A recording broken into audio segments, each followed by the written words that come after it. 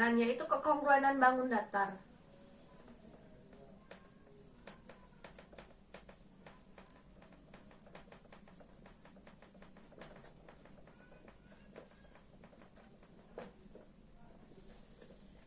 Nih ya.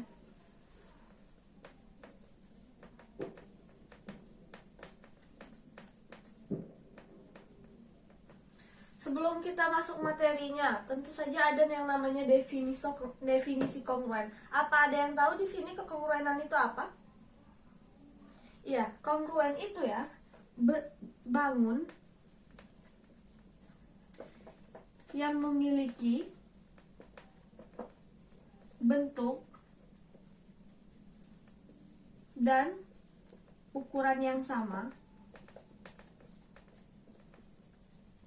Nah, jika bangun itu memiliki bentuk dan ukuran yang sama, maka dia itu dapat dikatakan kongruen. Nah, dalam kekongruenan ini kita mempunyai dua syarat penting, yaitu yang pertama sisi yang bersesuaian, lalu sudut yang bersesuaian itu sama besar. Kita tulis ya, dua syarat penting agar dia memenuhi kekongruenan. Yang pertama, sisi yang bersesuaian harus sama panjang. Yang kedua, sudut yang bersesuaian harus sama besar.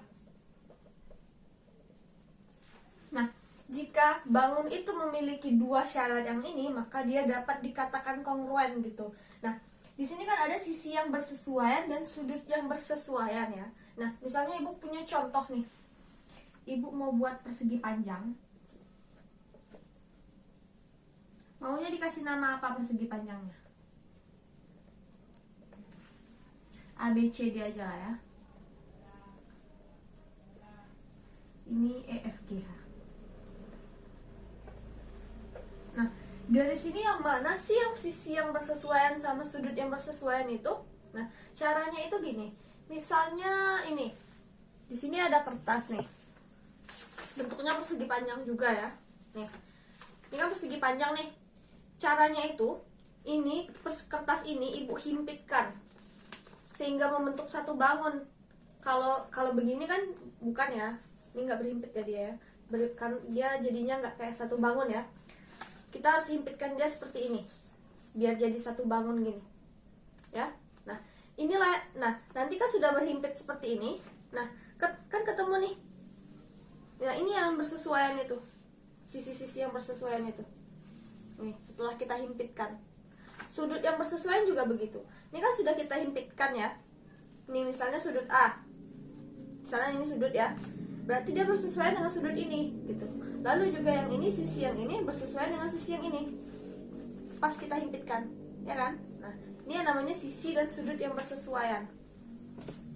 Jadi jelas ya kalau contoh yang ibu buat tadi ini, kalau AB itu bersesuaian dengan si ya EF. Lalu si DC itu bersesuaian dengan HG.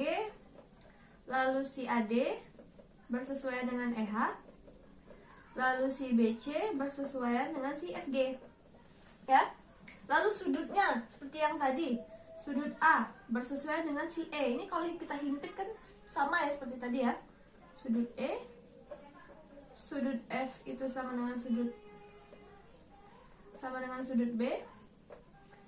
Sudut C ini sama dengan sudut G. Dan sudut D sama dengan sudut A. Nah, jika sudah memenuhi dua syarat yang ini ya, maka bangun ini dapat kita katakan kongruen. Caranya itu kita tulis namanya. Di sini bangunnya A, B, C, D. Kok simbol kongruen itu tanda sama dengan? Di atas tanda sama dengan itu ada tanda S tidur, S miring dengan E, F, G, H. Jadi ini dibaca persegi panjang A, B, C, D ini kongruen dengan persegi panjang E, F, D, H. Nah, baiklah, sampai materi ini apakah ada yang ingin ditanyakan?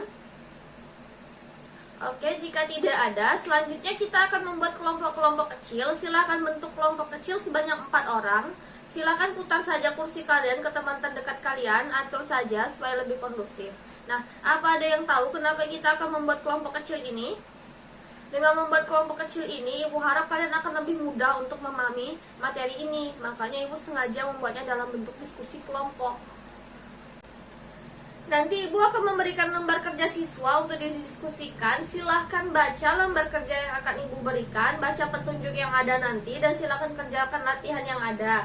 Nanti setiap kelompok akan maju dan memaparkan kesimpulan setiap kelompoknya, dan kelompok lain diberikan kesempatan untuk menyanggah ataupun memberikan pertanyaan. Nah, nanti jika ada yang tidak dimengerti, silakan ditanyakan ke Ibu. Harap kerjakan dengan baik, dengan tenang ya, dengan anggota kelompoknya masing-masing. Jangan ribut ataupun bertanya dengan anggota kelompok yang lain. Diskusikan saja dengan kelompoknya masing-masing.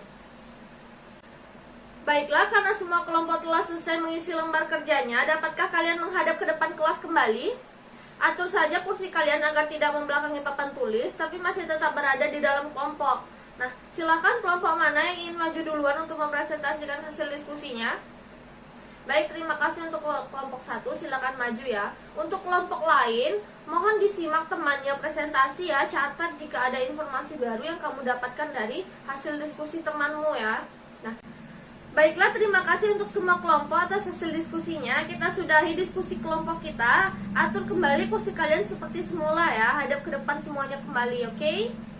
Baiklah, apakah ada yang bisa mengulang kesimpulan hasil diskusi tadi? Ya, terima kasih, benar sekali ya. Konsep kekongruenan itu jika bangunnya sama, bentuknya sama, dia udah pasti kongruen ya. Jadi konsep itu bisa selalu kalian ingat agar tidak lupa dengan materinya. Nah, baiklah, Ibu rasa kalian sudah cukup mengerti ya dengan materinya. Di sini Ibu ingin memberikan kalian latihan yang akan dikerjakan secara individu. Silahkan buku cetak kalian masing-masing. Pada halaman 129 di sana ada latihan 4.1.